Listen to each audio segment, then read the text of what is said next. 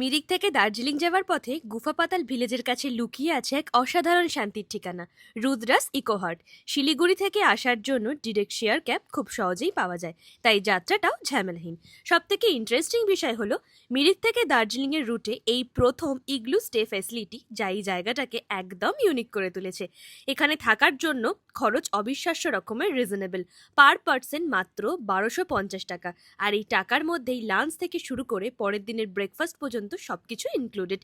প্রকৃতির এত কাছাকাছি, এত কম খরচে এমন অভিজ্ঞতা সত্যি ভাবলে অবাক লাগে।